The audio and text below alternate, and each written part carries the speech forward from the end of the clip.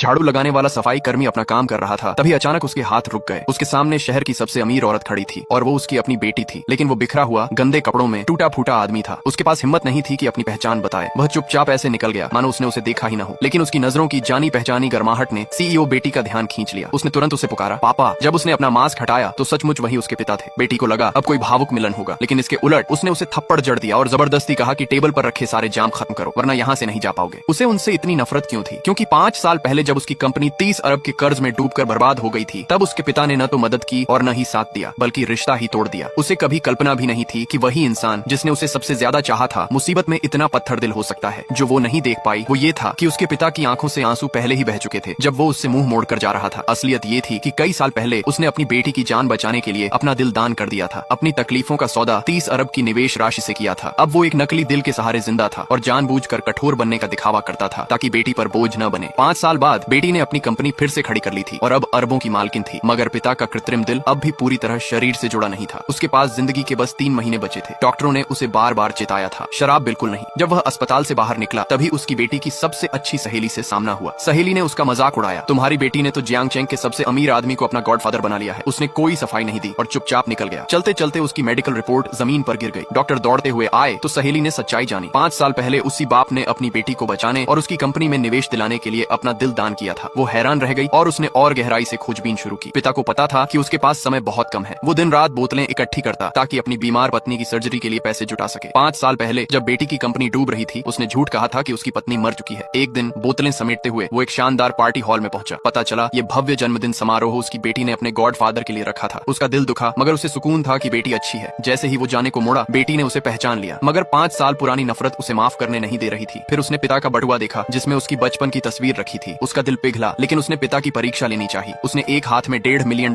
की घड़ी और दूसरे में अपनी फोटो पकड़कर कहा, अगर तुम तस्वीर चुनोगे तो मैं तुम्हें माफ कर दूंगी। लेकिन सिर्फ 3 महीने जिंदगी बची थी। वो नहीं चाहता था कि बेटी चिंता करे। उसने तस्वीर छोड़कर घड़ी चुन ली। बेटी का दिल और ठंडा हो गया। उसने आरोप लगाया कि वो लालची है और उसे नफरत का जाम पीने पर मजबूर किया। पत्नी की सर्जरी कराने के लिए उसने 2 मिलियन की गुजारिश की। बेटी ने शर्त रखी कि तुम 3 बोतल शराब पियोगे जिनमें मैं अपना खून मिलाऊंगी। पहली बोतल नफरत खत्म करने की, दूसरी मोह खत्म करने की और तीसरी खून का रिश्ता खत्म करने की। बेटी पर बोझ न डालने के लिए उसने दांत भींचकर वो तीनों जाम पी ली, जबकि उसका दिल अंदर से टूट रहा था। इसी बीच सहेली ने सच्चाई जान ली थी और वहां दौड़ी चली आई।